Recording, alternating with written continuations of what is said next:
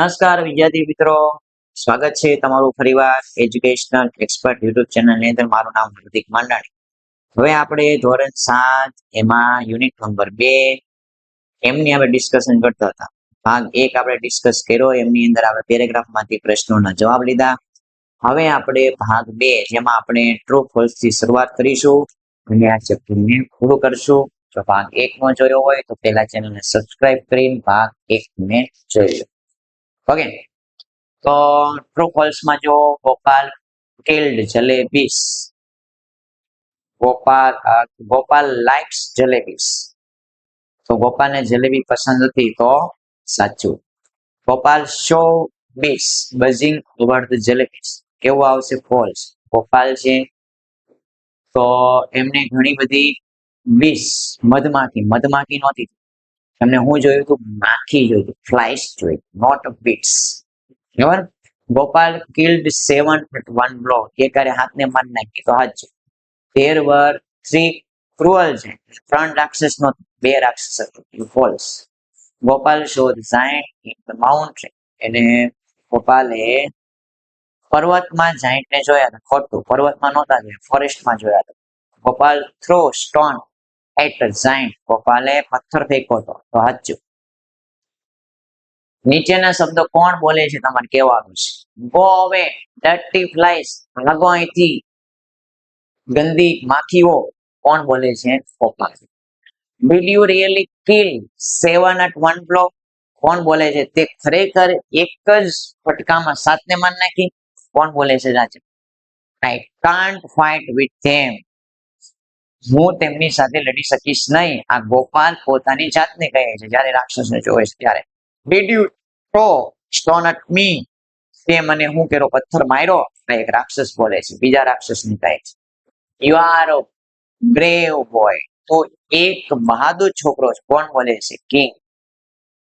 Look the following picture and answer question, નીચેનું ચિત્ર જુઓ અને જવાબ આપો.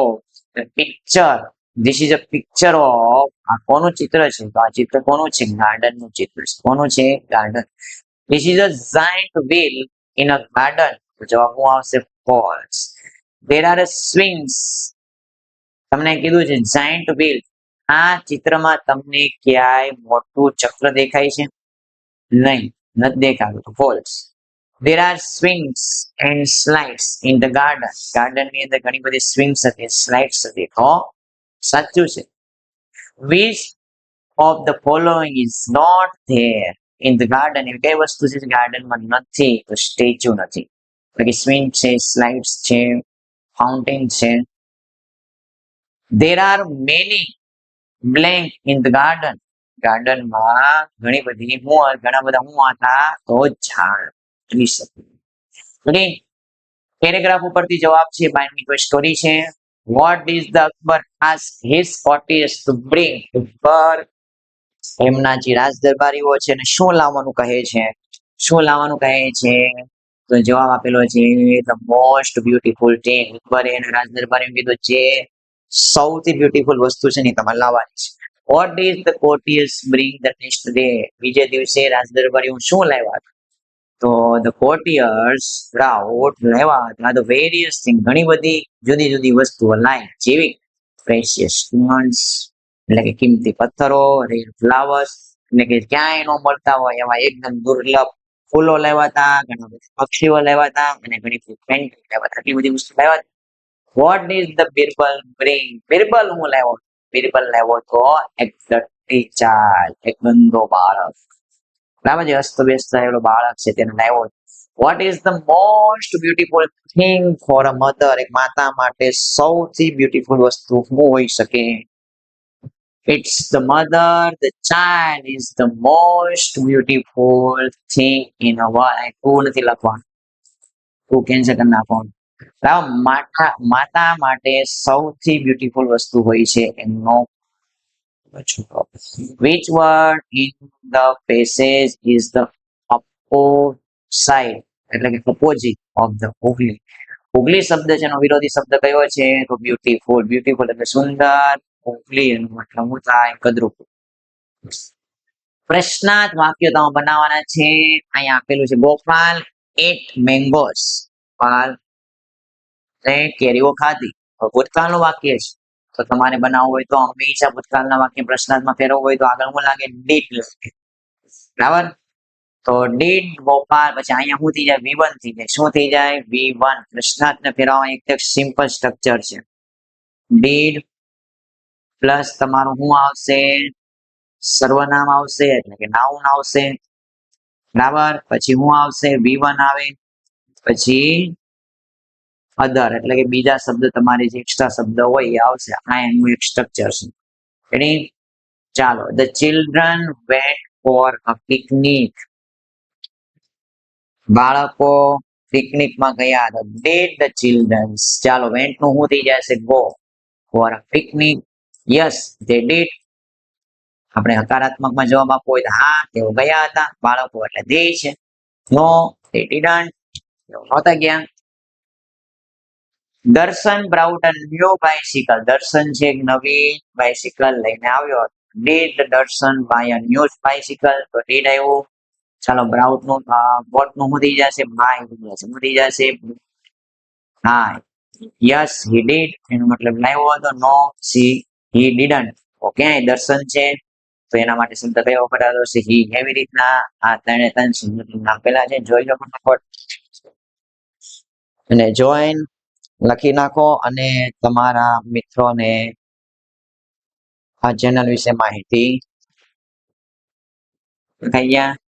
તો આગળ આની અંદર તમારે શું કરવાનું છે? જ્યાં જ્યાં લીટી કરેલી છે, અંડરલાઈન કરેલી છે, એ શબ્દને કાઢી નાખવાના છે અને પછી મારે પ્રશ્નાર્થ વાક્ય બનાવવાનું. જેમ કે Nita return home in the evening.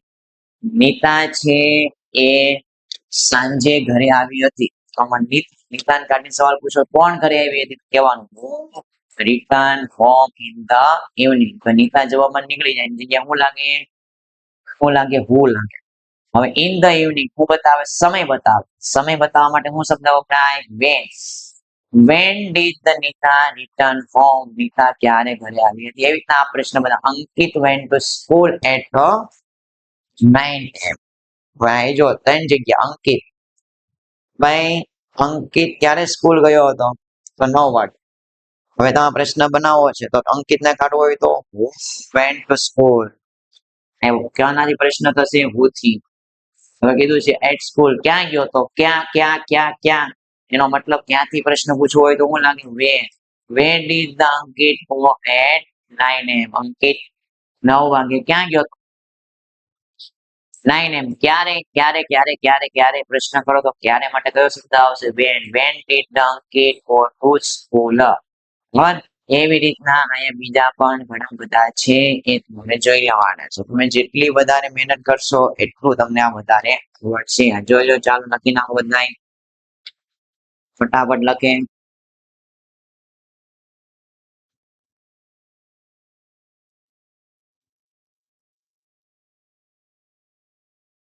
આ નીચેની ઘણી બધી ખાલી જગ્યાઓ છે, એ પણ તમારે લખી નાખવાની છે.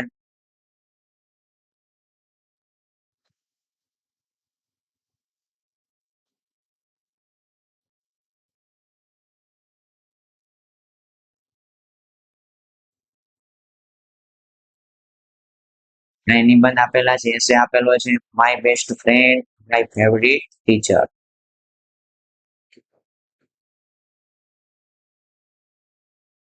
માય બેસ્ટ ફ્રેન્ડ નો નિબંધ છે અહીંયા.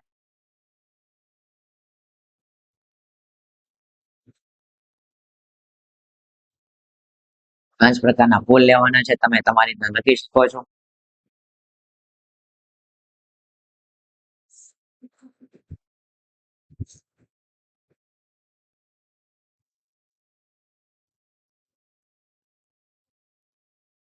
આવા નવા વિડીયો જોવા માટે તમે ચેનલને સબસ્ક્રાઇબ કરો. જય હિન્દ, જય ભારત.